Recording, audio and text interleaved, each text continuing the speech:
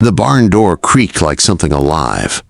Dust rolled low across the sawdust floor, and the smell of sweat, horses, and fear filled the air. The summer heat pressed down heavy on every man standing inside. A few horses stamped and snorted in their stalls, but no one looked their way. All eyes were on the wooden platform at the center of the barn. Allora Calloway stood there, her hands clutched tight in front of her. The faded dress she wore had once belonged to her mother. It hung loose now, too big for her small frame. The collar yellowed and the seams frayed. A wide bonnet shaded her face, but not enough to hide the purple bruise running along her jaw. She didn't cry. She didn't move. She just stood still and tried to breathe through the stench and the whispers. "Unclaimed bride's final call!" the auctioneer shouted, his voice snapping through the hot air. The men watching shifted, boots scraping, spurs clicking. Some leaned on the railings, grinning. Some spat tobacco on the ground. Others just stared. They had already taken 4 girls that morning. None had screamed, not loud enough for anyone to care. The auctioneer stepped closer and lifted Allora's chin. His fingers were rough, and she flinched, but he didn't stop. "Virgin stock," he said, turning her face toward the crowd. "Untouched, starting at 3 silver. The barn went silent. Then, from the shadows in the back, a voice came low and steady. 3. Heads turned. A tall man stepped forward, dust on his long coat, hat pulled low to shade his eyes. He wasn't smiling. He didn't look at her like the others did. He just walked to the platform, dropped 3 coins into the auctioneer's palm and said, "I claim nothing." The auctioneer froze. The crowd murmured. Then the cowboy, his name was Cole Jarrett, stepped to the edge of the platform and did something no one expected. He dropped to one knee in the dirt before her. The whole barn went quiet. Even the horses stopped shifting. Allora's breath caught in her throat. He reached down, untied the cracked leather straps of her boots, and set them carefully beside her. His hands were steady, his touch gentle. "You don't belong to them," he said quietly. "And you don't belong to me. I just bought your silence from monsters." Her knees trembled. The sound of his voice felt heavier than the room. She didn't understand it yet, but something inside her cracked open. Not fear, not disbelief. Something new. He stood, took off his coat, and placed it around her shoulders. "You're free to walk out that door," he said. Then he turned his back to the crowd and started toward the exit. No one spoke. No one stopped him. Allora followed. Not because he asked her to, but because for the first time in her life, someone hadn't told her what to do. Outside, the air was cooler. The sun was sinking low, painting the sky in orange fire. A wagon waited by the fence. Cole climbed onto the driver's bench and took the reins. He didn't look back, but when he spoke, his voice was calm. "You coming?" She hesitated, looking back at the barn, the men, the noise, the cage she'd just stepped out of. Then she climbed up beside him. The wagon rolled forward, creaking with each turn of the wheels. They rode in silence. The road stretched long and empty through the dry hills. The sound of the horses' hooves was the only thing between them. As they rode, thunder rumbled far off in the mountains. Allora flinched at the sound. Cole slowed the horses without a word. The silence between them wasn't sharp like she was used to. It was gentle, almost safe. After a while, he spoke again. "You can sleep soon. There's a cabin ahead." When they reached it, the cabin stood small and sturdy beneath a line of tall pines. Smoke drifted from the chimney.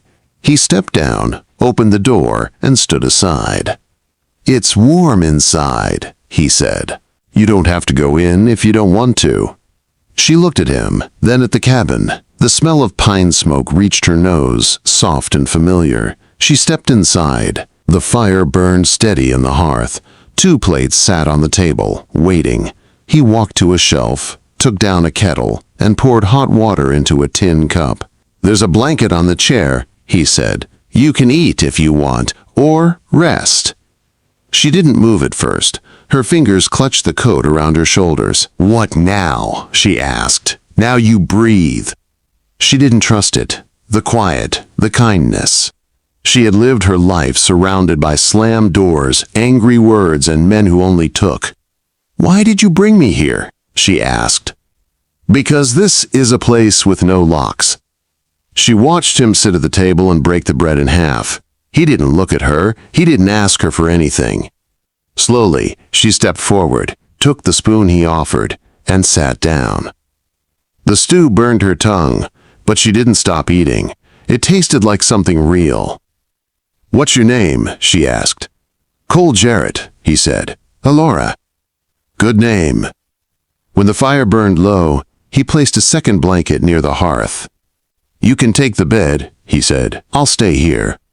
She shook her head. "I don't want to be touched." He nodded. "I won't touch what isn't offered." For the first time in years, her body loosened. Her breath came easy. She lay down near the fire, wrapped in the blanket, and closed her eyes. That night, for the first time since her mother died, Allora slept without fear. And as the fire crackled low, Cole Jarrett sat quietly in the chair, staring into the flames. He had bought her for 3 silver coins, but not to own her, to save her. In the dark, neither of them knew that this moment, this fragile piece, would change everything that came after. The morning light crept through the cracks in the cabin walls, soft and gold. Allora woke to the smell of coffee and fresh bread. For a moment, she didn't know where she was. The fire was still alive, the air still warm. Her heart wasn't racing. She listened for shouting, for boots on the floorboards, for the sound of doors slamming. But there was nothing, only quiet. Cole stood by the stove, sleeves rolled to his elbows, turning a skillet of eggs. He didn't turn when she stirred. He just poured coffee into a tin cup and set it on the table. "Morning," he said. She sat up slowly. "Morning." Her voice came out small, but it didn't shake. "Eat," he said. "You'll need strength if you plan to keep walking." "Where would I go?" she asked. "That's for you to decide," he said, sitting down at the table. "You're not trapped here." She looked around the cabin, the table, the 2 chairs, the tools on the wall, the single bed in the corner. Everything looked lived in but clean, careful. She took the cup and sipped. The coffee was bitter but warm. "Why are you doing this?" she asked. Cole met her eyes. "Doing what?" "Treating me like I matter." He didn't look away. "Because you do." The words hit harder than she expected. She didn't know what to do with them, so she stayed quiet. After breakfast, he stepped outside to mend a loose shutter. Allora followed and sat on the porch steps. The air smelled of pine and smoke. The valley stretched out below them, golden and wide. She watched him work, each swing of the hammer steady, sure, unhurried. He didn't grunt or curse like men she'd known. He just worked. When he finished, he set the hammer down and looked toward the trees. "You used to live near the river, didn't you?" She frowned. "How'd you know?" "Your accent," he said, "and your hands. You've worked fields before." She looked down at them. The skin was raw and red at the knuckles, the nails short and torn. "Used to help my mother," she said, "before she passed."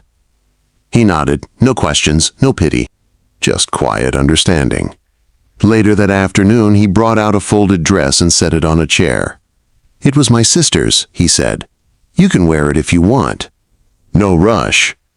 She touched the fabric, soft, clean, smelling faintly of soap. It wasn't new, but it was cared for. Something inside her softened. That night, she watched him by the fire, carving a small piece of wood with a sharp knife. The sound of the blade scraping through the grain was steady and slow. She stepped closer. "What are you making?" He smiled faintly. "Don't know yet." She stood beside him, arms crossed. "My mother used to sew," she said. "Mine too," he said quietly. For a long while, the only sound was the fire popping. Then she spoke again, voice softer. "Will you braid my hair?" He looked up. "If you want." "I do." He pulled a stool close to the fire. She sat. His fingers moved gently through her hair, untangling the strands with care. No rush, no tugging, just calm hands. "No one ever touched me without wanting something," she whispered. "I'm not no one," he said. When he finished, he tied the end of her braid with a strip of soft leather. She turned to look at him. "Why did you kneel in that barn?" He met her gaze. "Because everyone else stood over you. Someone needed to meet you eye to eye." Her chest tightened. She hadn't realized how much weight she carried until that moment. "You're not what I expected," she said. "Neither are you." When she stood, she didn't step away. He didn't move closer. They just stood there, sharing the same quiet space. "Do I owe you anything?" she asked. He shook his head. "No, but you own everything that happens next." That night, she chose to sleep in the bed, not because she was told to, but because she could. Cole stayed by the fire, quiet as ever. The next morning, the snow began to fall. Light at first, then steady. Cole was outside chopping wood when Allora stepped out in the borrowed dress. It hung a little loose, but it covered her well. She watched him split a log clean in two. He looked up when he noticed her but didn't speak. "I want to help," she said. He nodded and handed her a smaller piece of wood. She set it on the block, lifted the axe, and swung. The blade missed and clanged against the dirt. She winced. "You don't have to be perfect," he said, "just honest." She tried again. This time the log split clean. A small smile touched her lips. "They always said I was weak," she said. "Too soft, too small." "They lied," he answered. "You're not broken. You were bought. That's not the same thing." She swallowed hard. No one had ever said that to her before. By noon, they had stacked wood shoulder high. She wiped sweat from her brow. "What do you want from me?" she asked. He set down the axe, took his time before answering. "Quiet mornings," he said. "Someone to share coffee with. Someone who doesn't flinch when I move." Her eyes filled. "That's all?" "That's everything." Inside, the fire burned bright again. She peeled potatoes while he sharpened his knife. After a while, she spoke softly. "Why me?" Quote. He stopped carving. "Because you still had fight in your eyes." She looked toward the flames. "You braid my hair," she said, "but you don't touch me." He nodded. "That's the kind of touch that matters, the one that waits." She turned toward him. "How long will you wait?" "As long as it takes for you to stop asking why someone can be kind without a cost." The firelight flickered across his face. She felt the tears before she could stop them. For the first time in years, they didn't burn. They healed. Outside, the snow kept falling. Inside, something fragile and new was beginning to grow. The snow had melted by the third morning. The air smelled clean, the sky pale and soft, like the world had been washed. Allora stood at the doorway of the cabin, watching the sun rise over the ridge. Her braid hung loose down her back, and the old fear that used to live in her chest felt smaller now, quieter. She was still learning what it meant to breathe without looking over her shoulder. Cole was by the woodpile, splitting logs in his steady rhythm. He didn't look up right away, but when he did, his eyes warmed. No words were needed. She walked down the steps, picked up a smaller piece of wood, and set it on the block. He handed her the axe. She swung clean, the log cracked, and the sound echoed through the valley. "You're getting better," he said. "I'm getting free," she replied. He gave a small smile and turned back to his work. The wind moved through the trees, carrying the smell of pine and smoke. Inside the cabin, a small boy's laughter broke the quiet. Caleb, Cole's nephew, barely 6, had been living with them for weeks now. His parents had been lost in a storm the winter before, and Cole had taken him in. Allora hadn't meant to care for him, but it had happened naturally. The child clung to her skirt, followed her around the cabin, and fell asleep near her side each night. That morning she found him sitting at the table, tracing letters into the dust with a stick of charcoal. "Morning, Caleb," she said. He looked up and grinned, missing 2 front teeth. "Mornin', Miss Allora." Quote. She poured him milk from the jug and sat beside him. Watching him made her chest ache in a good way, the kind of ache that comes from seeing something whole after living through so much broken. Cole stepped in, brushing snow from his boots. "We'll ride into town this afternoon," he said. "Need to trade for seed before the ground thaws." Allora nodded. "I'll pack food for the road." When he left again, she looked around the small cabin, the bed neatly made, the dishes washed and stacked, the hearth glowing warm. It wasn't grand, but it was theirs. Later that day, she found the wooden box Cole kept on the shelf, the one that used to hold bullets. Now it held something else. Inside lay the leather braid he had tied from her hair that first week. She'd given it to him when she didn't know what her life meant. Now she held it again, running her fingers over the worn strip. She looked at him across the room. "You kept it," she said. He nodded. "It reminded me what choice looks like." She sat beside him, eyes on the fire. "That part of me, the one they tried to own, it's over now." She placed the braid back into the box and closed the lid. "Keep it if you want, but I don't need it anymore." He studied her quietly. "It's safe either way." That night after supper, she carried her old auction dress outside. It was clean now, the stains scrubbed away, the fabric soft from washing. She knelt in the snow behind the cabin and dug a small hole with her bare hands. The ground was cold but giving. She buried the dress carefully, pressing the dirt flat. When she stood, her palms were brown and trembling, but her heart was steady. She whispered, "You don't own me anymore." When she came back inside, Cole was rocking slowly in the wooden chair, carving another bird from pine. He didn't ask where she'd been. She didn't sit across from him this time. She sat beside him. He looked at her hands, dirty and raw. "You buried it," he said quietly. "Yes." He nodded once, then handed her the small wooden bird. "You made this?" she asked. "For Caleb," he said. "Something to keep when the storms come back." She turned the carving over in her hands, tracing the smooth wings. Then she spoke softly. "I'm not staying because I owe you." "I know," he said. "I'm staying because I like who I am here." He smiled, small, honest, nothing forced. "That's what I hoped." The firelight flickered between them. She leaned her head on his shoulder. The world outside went quiet. After a long silence, she whispered, "Do you still want to ask me proper one day?" He looked down at her, his voice rough and low. "Only if you ever want to be asked." She reached for his hand and placed it over her heart. "This is me saying yes," she said. "Not because you bought me. Because I choose to." He said nothing, just held her hand like it was something holy. The next morning, Caleb's laughter filled the yard. Cole pulled him across the snow on a small sled made from scrap wood and rope. The boy's joy rang through the pines. Allora watched from the porch, arms folded, smiling through the chill. The wind picked up, but she didn't flinch. She didn't shrink.